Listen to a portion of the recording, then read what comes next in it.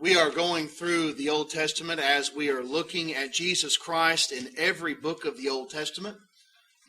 We are looking at the book of Ezekiel tonight, so if you have your Bibles, be turning to that book, the book of Ezekiel, as we are looking at the prophecies and the predictions and the promises concerning the coming of Jesus Christ, our Savior.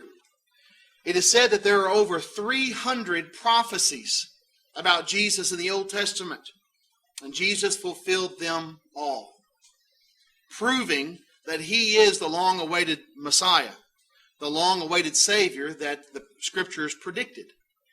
When you come to the book of Ezekiel, you come to one of the prophets who was a contemporary. He lived at the same time with Jeremiah and with Daniel.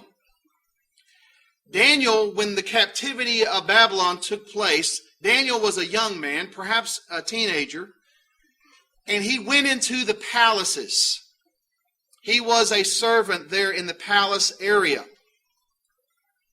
Ezekiel, however, was among the common people.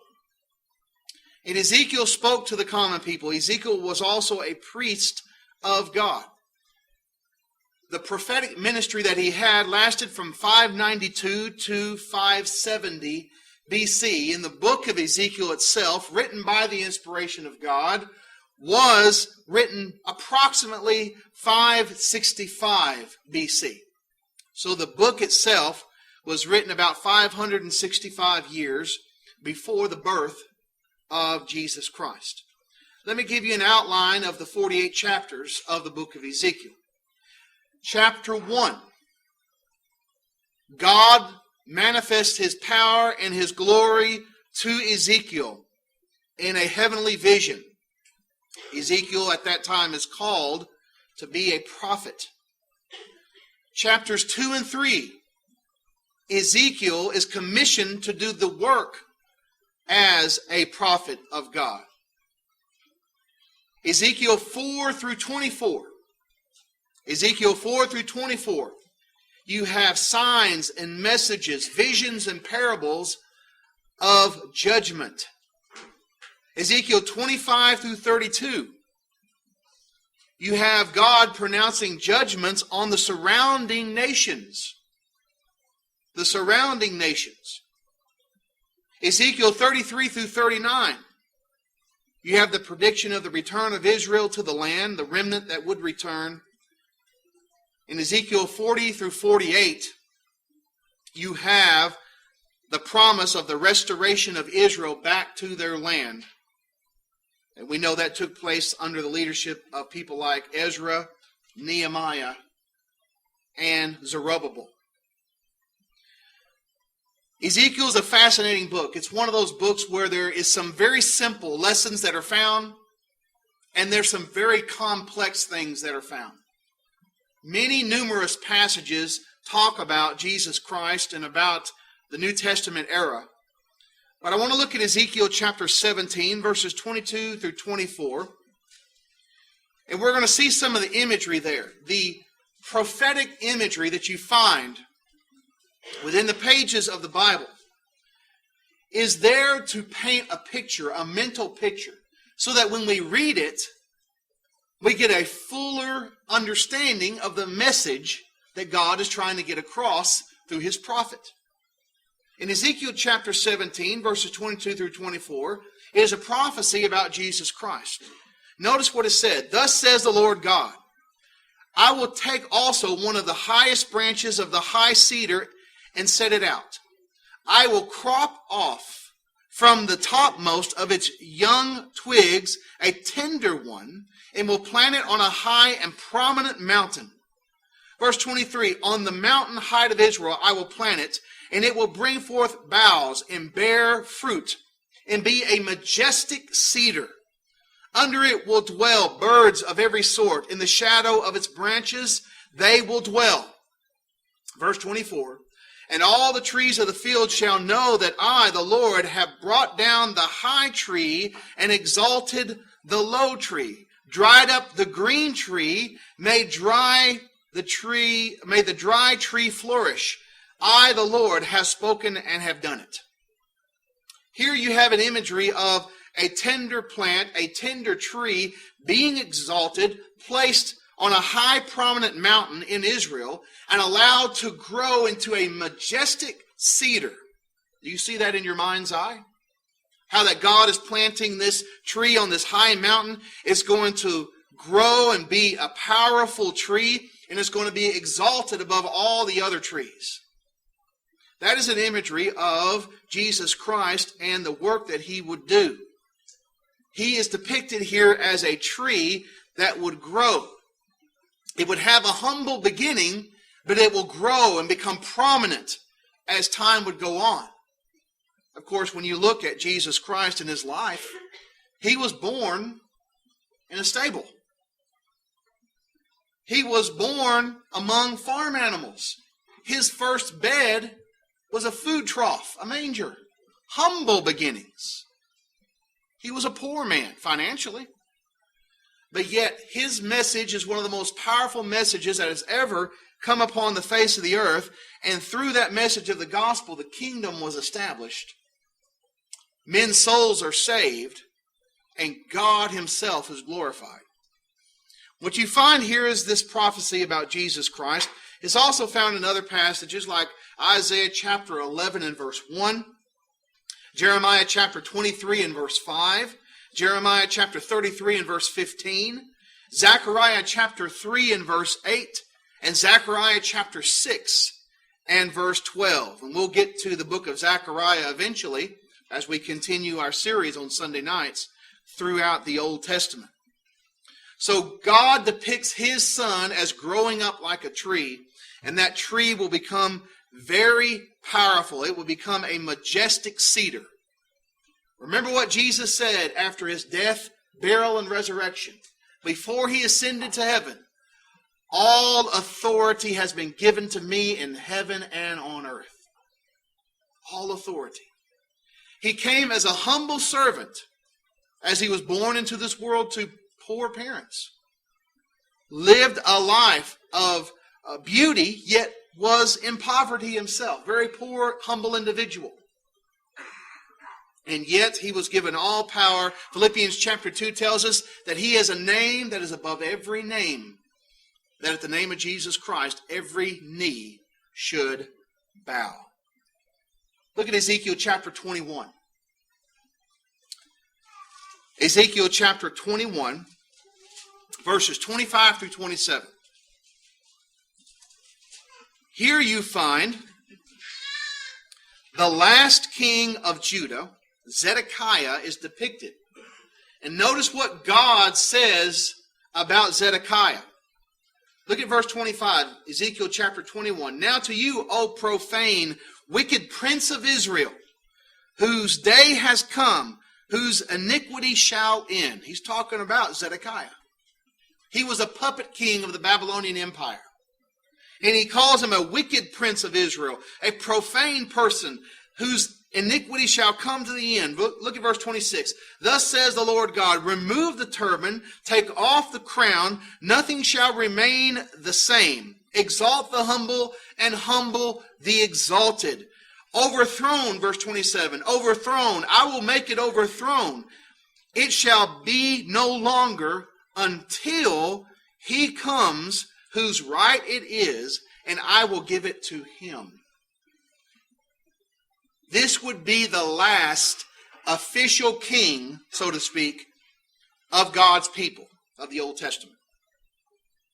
Now later on, when you get into the New Testament period of time, you would have the Herodian dynasty, but they were just puppet kings of the Roman Empire. They were not really kings of Israel. This would be the final king of God's people, Zedekiah. And he was a wicked and profane individual. And God removed him, and he says, overthrown, overthrown. It shall no longer be like this until he comes. That he refers to Jesus Christ. He is the ultimate king who would actually be a descendant of Zedekiah. Because all of those southern kings of the southern kingdom of Judah were descendants of King David. And remember the promise that was made to King David? Of your seed, of your descendant, one will arise. He would be king over a kingdom. That's reference to Jesus Christ.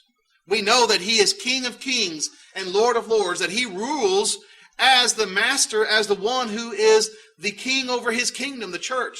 John 18 and verse 36, he told Pilate, my kingdom is not of this world. If my kingdom were of this world, my followers would fight. But my kingdom is not from here. But when he did die on the cross, was buried, and was resurrected the third day, he ascended back to sit at the right hand of the Majesty on high. The book of Hebrews chapter 1 tells us.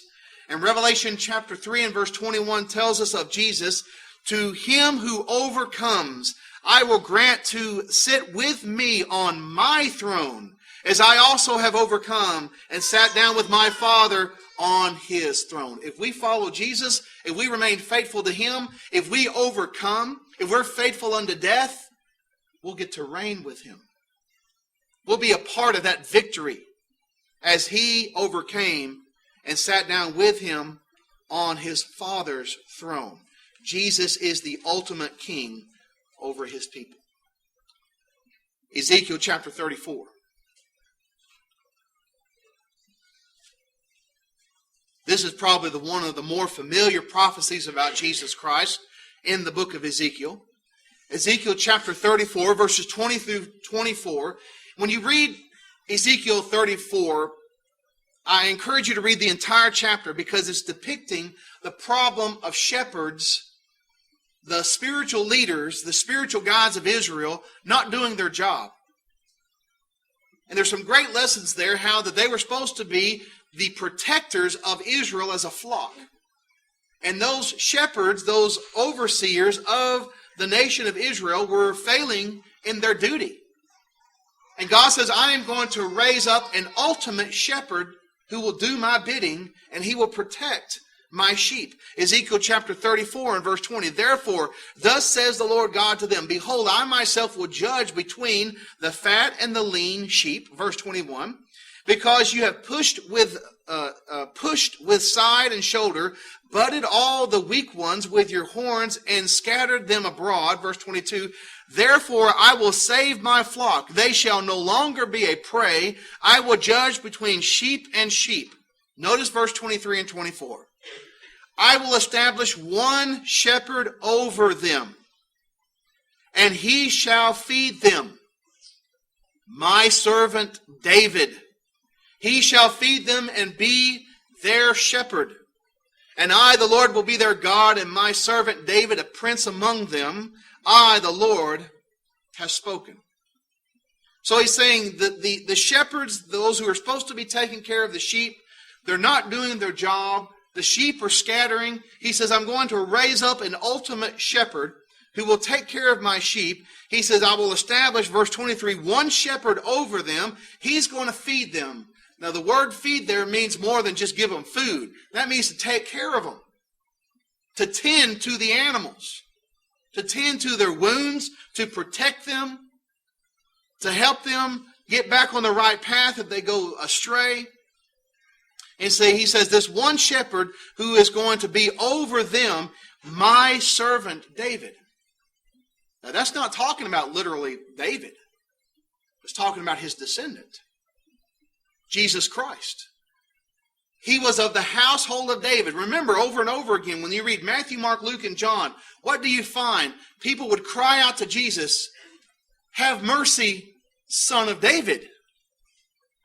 Have mercy, Son of David. The reason why they would say this is because they knew those messianic prophecies of the Old Testament that said that the Messiah, the Savior, would come from the lineage, from the family of King David.